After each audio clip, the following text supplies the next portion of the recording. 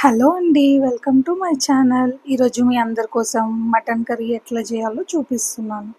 First ఒక కడాయిలో oil తీసుకొని నేను ఇక్కడ 1/2 kg మటన్ తీసుకుంటున్నాను. దానిలో చెక్క, లవంగ, ఇలాచి, కొంచెం జీలకర్ర కావాలంటే జీలకర్ర, లేదంటే షాజీరా వేసుకోండి. ఆ తర్వాత అవి మంచిగా ఫ్రై అయిన తర్వాత ఆనియన్ వేసుకోవాలి. ఆనియన్ కొంచెం రెడ్గా అయిన తర్వాత దానిలోకి అల్లం వెల్లుల్లి పేస్ట్ వేసుకోవాలి. నెక్స్ట్ మంచిగా ఫ్రై అయిన తర్వాత మటన్ వేసుకోవాలి. మటన్ని మంచిగా వాష్ చేసి తీసుకోవాలి. ఇక్కడ క్యాప్ పెట్టి మటన్ని ఒక 5 to 10 minutes మంచిగా ఫ్రై చేసేయాలి. మటన్లో ఏం వేయకుండా ముందే మంచిగా ఫ్రై చేసేసుకుంటే అట్లా మంచి టేస్టీగా వస్తుంది.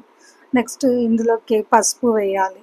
మీరు పసుపు ఎలాంటిది యూజ్ చేస్తారో నాకు చెప్పండి. నేను నిన్ననే పసుపు కొట్టించాను. 280 రూపీస్ అంట కాస్ట్. అంతే ఉందా మీ దగ్గర కూడా నాకు కామెంట్లో చెప్పండి. నెక్స్ట్ మంచిగా మిక్స్ చేయాలి. మిక్స్ చేసి మళ్ళీ క్యాప్ పెట్టి ఒక 10 minutes ఆయిల్లోనే మటన్ ఫస్ట్ ఇలా ఫ్రై చేయడం వల్ల మంచి ఫ్లేవర్ వస్తుంది. నెక్స్ట్ ఇందులోకి కారం, ఉప్పు, ధనియాల పొడి, కొంచెం చెక్క లవంగ పొడి ఉంటే వేసుకొని మంచిగా ఫ్రై చేసేసుకోండి. నేను కొంచెం ఎడిటింగ్ది మీకు డిఫరెంట్గా కనిపించాలని పెట్టినాను, అందుకే ముందే అది వచ్చేసి తర్వాత ఇది కనిపిస్తుంది.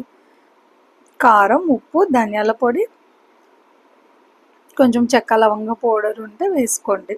మంచిగా మిక్స్ చేసేసుకోవాలి. అన్నీ వేసి మసాలాస్ అన్నీ మొత్తం మంచిగా ముక్కలకి పట్టేటట్లు మంచిగా కలుపుకున్న తర్వాత కొద్దిసేపు మూత పెట్టేసి ఫ్రై చేసేసుకోవాలి. ఇది ఫ్రై అయ్యే లోపల నెక్స్ట్ నేను ఒక మిక్సీ జార్ తీసుకొని అందులో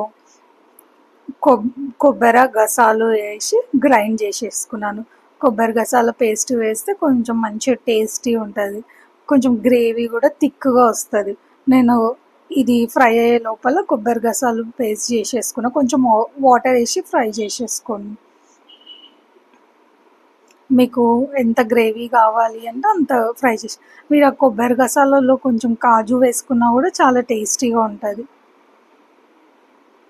మీకు గ్రేవీ ఎంత థిక్గా కావాలంటే అన్ని వాటర్ పోసేసుకోండి.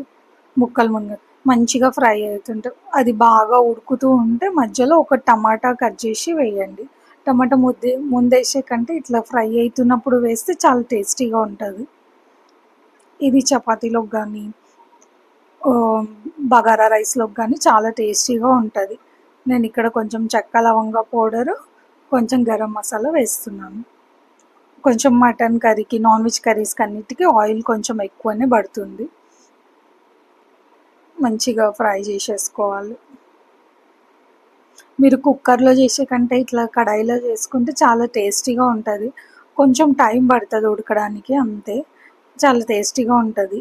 ఈ చపాతీలోకి కానీ, పూరీలోకి కానీ, బగారాలోకి తింటే చాలా టేస్టీగా ఉంటుంది. మంచిగా ఫ్రై చేసేసుకోవాలి. మధ్య మధ్యలో మీరు సాల్ట్ అవి చెక్ చేసుకోండి. నెక్స్ట్ ముక్క ఉడికిందా లేదా అనేది కూడా చెక్ చేసుకుంటూ ఉండండి. మంచిగా కుక్ అయిన తర్వాత నెక్స్ట్ కొత్తిమీర వేసుకొని దించేసుకోవడమే. వేడి వేడి మటన్ కర్రీ ఈజీగా అయిపోతుందండి. కొంచెం ఆ కొబ్బరి పేస్ట్ ఒక్కటి చేసుకోవాలి అంతేగాని ఈజీగానే కుక్ అయిపోతుంది. ఇలా చేసుకొని ట్రై చేయండి. నాకు టేస్ట్ ఎలా ఉందో చెప్పండి. చాలా టేస్టీగా ఉంటుంది. కుక్కర్లో కంటే ఇలా చేసుకుంటేనే చాలా టేస్టీగా ఉంటుంది.